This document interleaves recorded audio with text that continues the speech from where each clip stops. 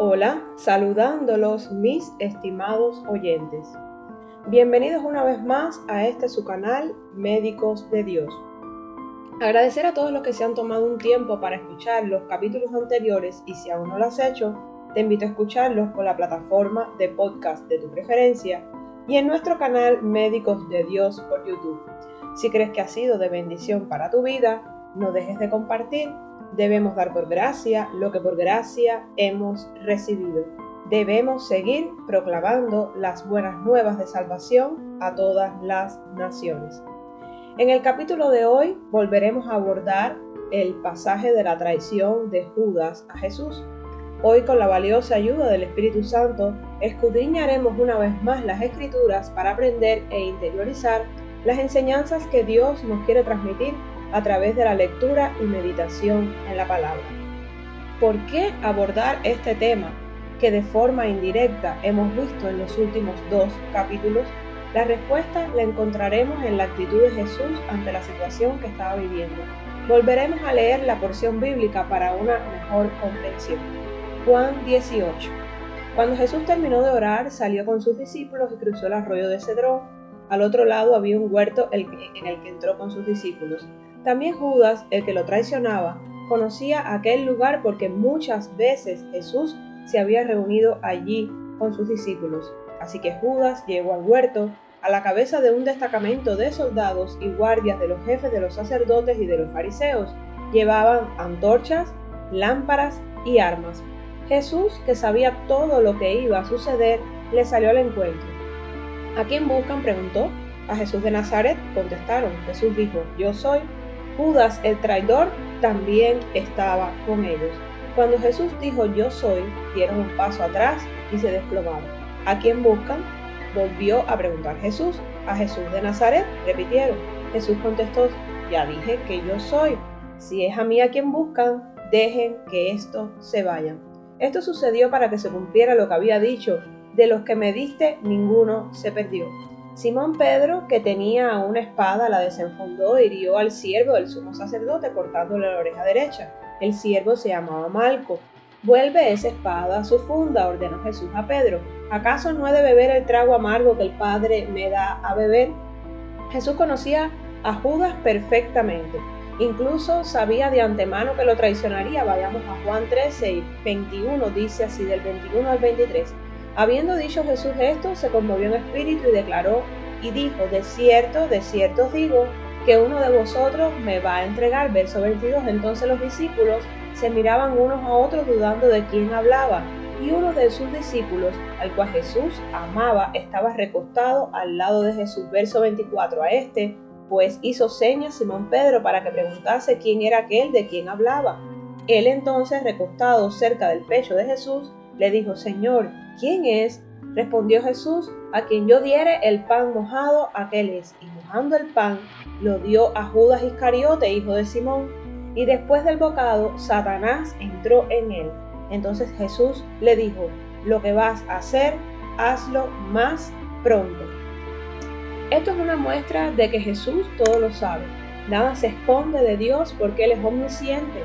Las intenciones de nuestros corazones el Señor las conoce perfectamente y aún así nos ama demasiado. Tanto así que entregó a su único Hijo a morir en la cruz por ti y por mí. Entonces, ¿cómo podemos entender que Jesús sabía de antemano lo que Judas iba a hacer? Es un poco difícil de digerir esto porque normalmente nos sentimos afligidos cuando alguien nos traiciona y en la mayoría de los casos no sabemos que esta persona se comportará de esa manera. En el caso de nuestro amado Jesús, Él conocía las intenciones de Judas mucho antes de que las llevara a cabo y aún así mostró amor, compasión y, lo más importante, obediencia ante el Padre, respetando su soberanía. Nunca tuvo una actitud de rechazo ante Judas, todo lo contrario. Si así hubiera sido, Dios no sería el Dios que conocemos hoy. Si el resentimiento y el odio de Judas sigue siendo incomprensibles, el amor de Jesús hasta el fin está aún más allá de toda comprensión. Pero no solo su amor y misericordia, también su tolerancia.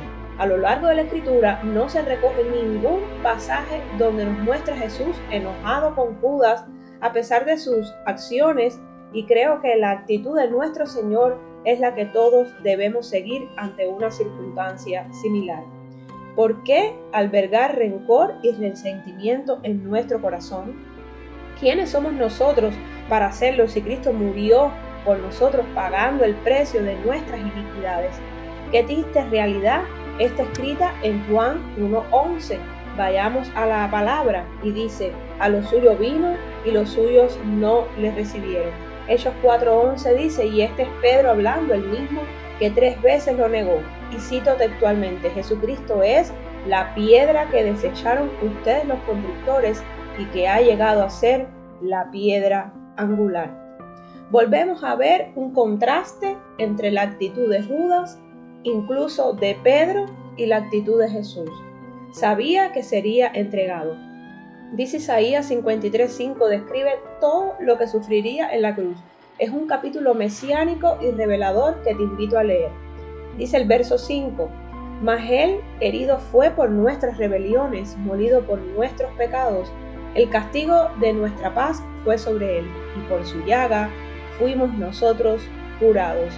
La cruz fue y será la mayor prueba de amor de Dios por nosotros. Su misericordia y gracia hacia su creación no tiene comparación con nada. Hoy vemos la traición de Judas, incluso la negación de Pedro, como algo difícil de entender y nos cuestionamos. Incluso podemos hasta decir, yo nunca lo hubiera hecho, pero reflexionemos en cuántas ocasiones con nuestras actitudes egoístas, mundanas, con nuestra falta de dominio propio, estamos siendo desobedientes y negando a Jesús. Se nos hace fácil juzgar a estos hombres y difícil aceptar nuestras realidades. La buena noticia es que si nos arrepentimos, Dios nos perdona con generosidad. No podemos seguir condenándonos ni llenando nuestros corazones de resentimiento.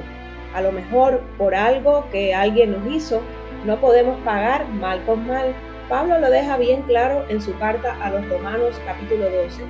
Dice así: no paguéis a nadie mal por mal, procurad lo bueno delante de los hombres. Si es posible, en cuanto dependa de vosotros, estad en paz con todos los hombres. No os venguéis vosotros mismos, amados míos, sino dejad lugar a la ira de Dios, porque escrito está: mía es la venganza, yo pagaré, dice el Señor.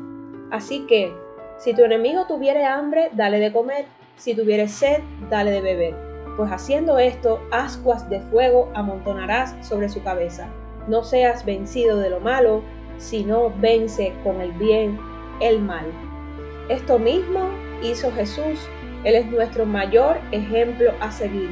Cristo fue traicionado por su propia gente. Incluso prefirieron liberar a un ladrón llamado Barrabás antes que él. Su propia gente gritó a voces: crucifíquenlo. Y Jesús solo calló y cumplió su encomienda con amor ante el Padre. Esas personas que gritaron crucifíquenlo no son una ficción escrita en un libro. Esas personas podemos ser nosotros mismos, que a veces escogemos seguir hundidos en el pecado y no aceptar a Cristo como nuestro Salvador. Hoy debemos elegir ser mejores hijos de Dios, aceptar nuestra incapacidad como seres pecaminosos que somos y aferrarnos a Jesús. Dejemos de pensar que somos perfectos, suficientes. Dejemos atrás el rencor, el resentimiento que nos carcome por dentro. Cristo nos enseña que estas son actitudes que no debemos guardar ni asumir en nuestro corazón, porque si no, ¿en qué nos convertiremos?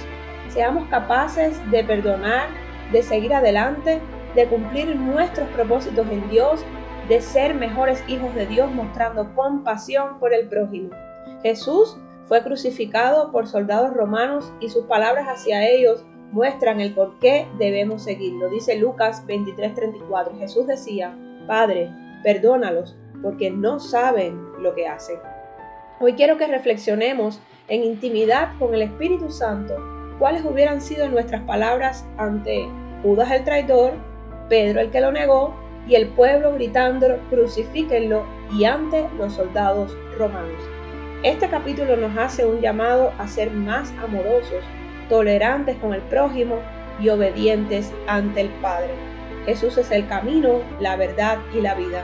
Murió crucificado por nuestra causa, para que hoy gocemos la libertad de amarlo, adorarlo y alabarlo. Sigamos su ejemplo hoy y siempre. Bendiciones, paz y gracia a sus vidas, mis estimados oyentes.